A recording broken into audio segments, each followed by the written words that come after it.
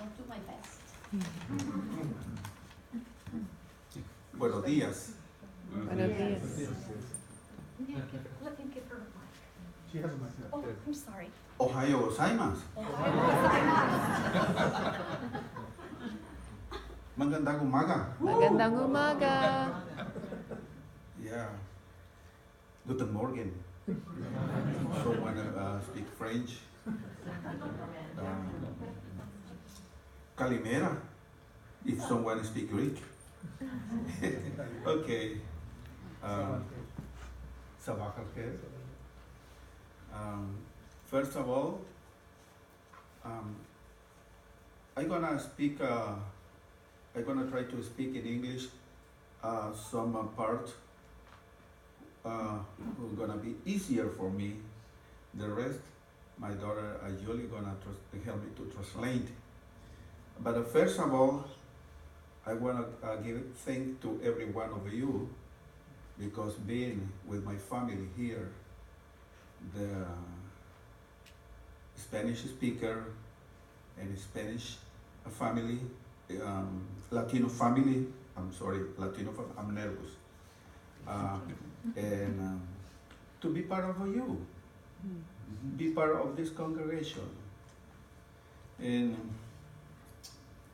make us feel very proud to be part of you, believe me, but that is the truth.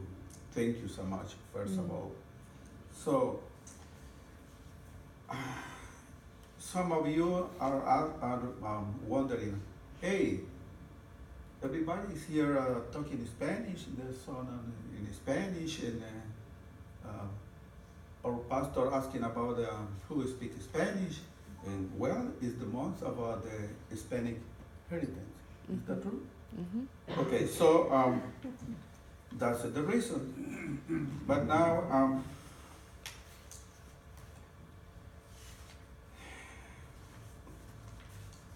I want to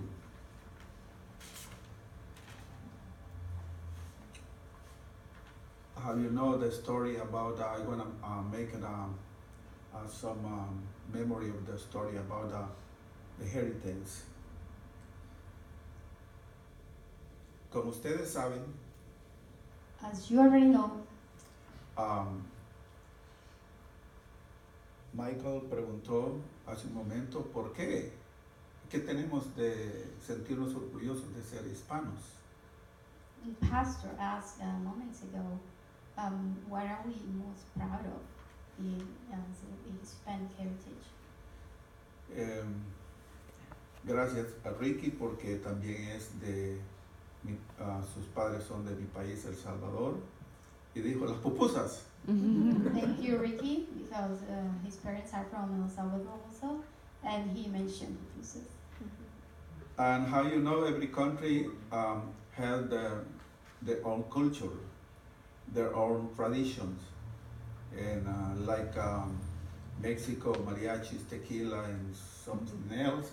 El Salvador, pupusas, and I think it's the only way that we could be feeling proud. Like he said, in Filipina too, but they kicking out. Thank God that happened. Mm-hmm. Thank God, because and speak Spanish, and but they only make me feel so.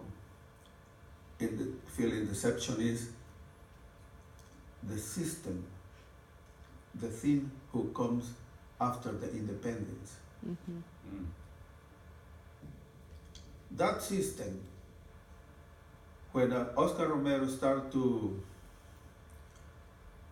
I was in 80s, I was a university student trying to be a physician, but I couldn't. So, but in that time, being a student, I couldn't understand what mean pull the root, pull the system with the root out. I couldn't understand. I didn't be able to understand that. It was necessary to come here and to be among the diversity of nationalities and thinking and custom and start to feel the justice until that day, that time, I start to feel or to understand what Oscar Romero trying to tell us. Mhm. That system, after the independence of our country, the same thing happened almost at the same time with 1 or 2 days with difference from Mexico to South. But the corruption was settled in the system. What's with that? Oscar Romero, since he was a kid, 13 years old, he decided to leave the family to become a priest. He left his family. Being an archbishop, he started to fight exactly in the moment when the corruption was getting stronger in my country, abusing all the poor people, who is the majority, people who has no house, who has not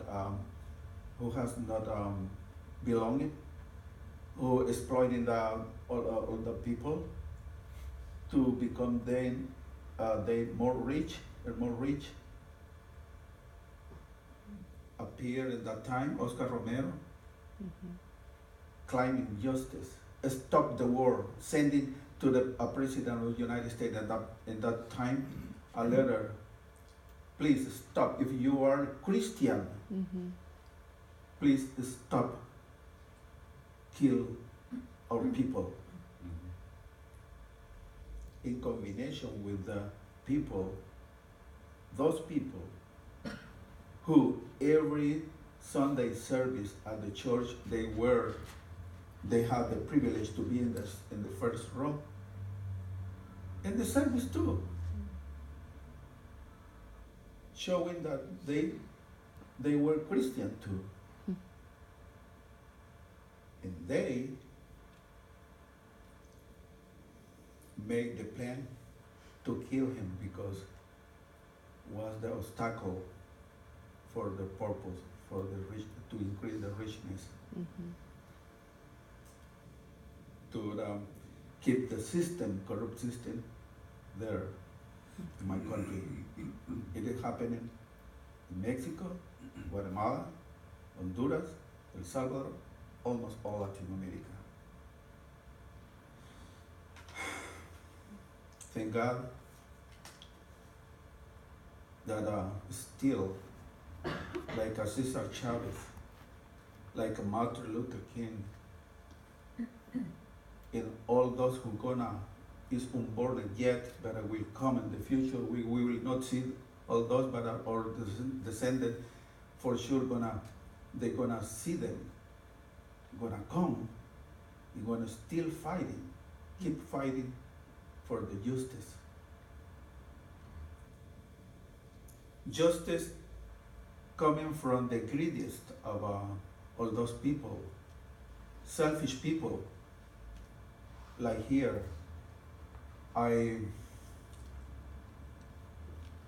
would like to mention the name of those people, but because I don't want to be in a risk. But I think I'm gonna mention not the main 45, but I'm gonna mention someone who belonged to our church, who belonged to Methodist Church. I'm sorry I'm gonna bother someone, but I have to tell that this old man, like those who killed Martin Luther King, killed Oscar Romero, and killing people in other way here in the United States, enforcing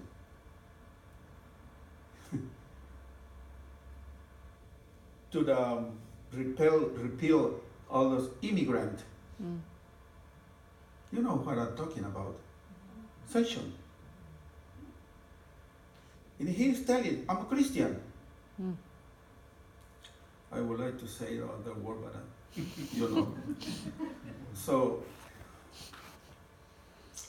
same thing happened with Jesus. Jesus today is inviting us to turn, make a turn,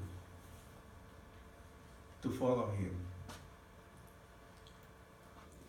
When he, the rich guy come in front of him and ask him, what should I do to be part of the kingdom? You know the commandment? I did it, all of them. I keep it.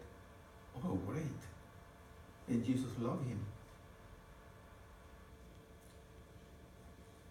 But one thing else you have to do. What? Knowing Jesus that he is a rich with a lot of possessions, material possessions, he invited him to sell everything and give to the poor. Oh my goodness.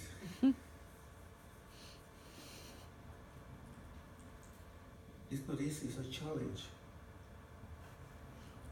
It's a challenge. Almost impossible for me in my point of view. But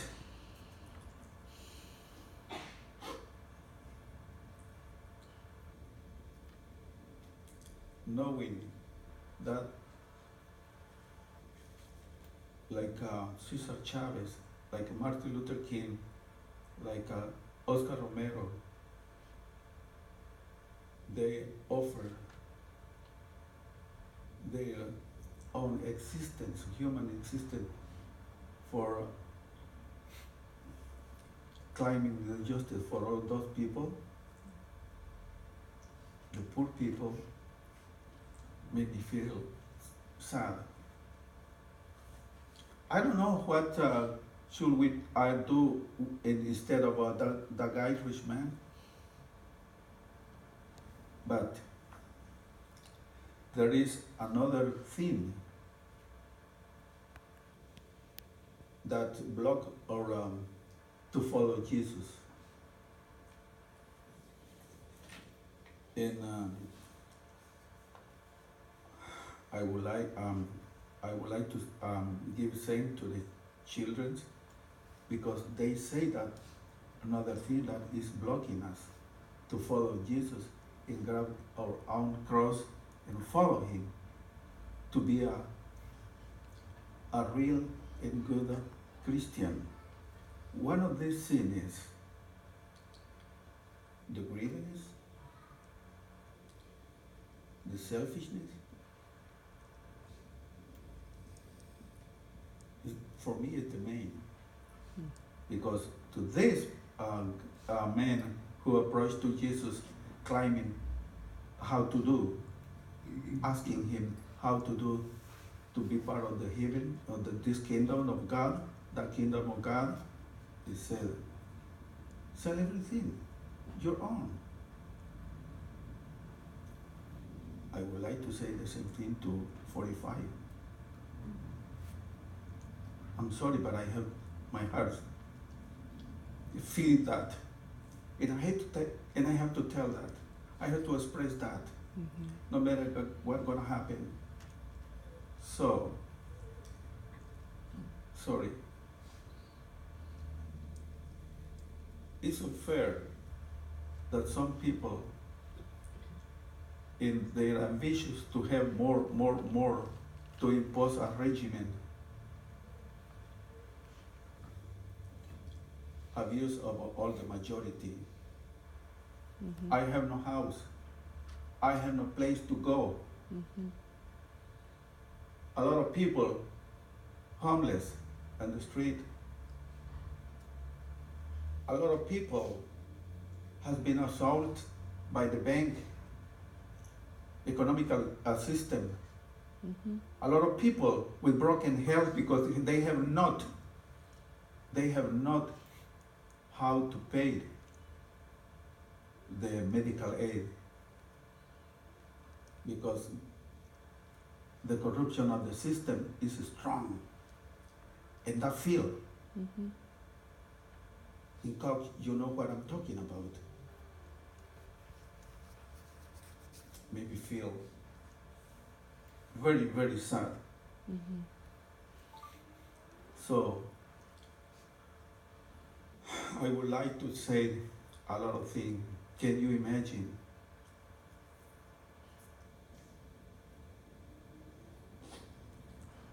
thousands of children concentrated in very nasty and improper Mm. locations? It's sad. A lot of fathers and mothers who, until now, they don't know what happened with them, with their children. It's sad. But now, two powers are fighting for control the world through the neoliberalism. I don't know if you know the term. Trying to the neoliberalism is the ambitions of those big, powerful nations who are in competition, who gonna be stronger, who had to be more stronger than other. Everybody from the world knows that the United States is considered the more stronger nation of the world, but now as another who are competition with them. In the majority, we, the people of the world, were abusing us. We are among them. We are among these monsters who are killing us softly in different ways. So now Jesus is inviting us, inviting to me to grab my cross, my own cross, and follow him. Mm. To be a real and good Christian. Mm. And be part of the kingdom of the Father God. Amen. Amen.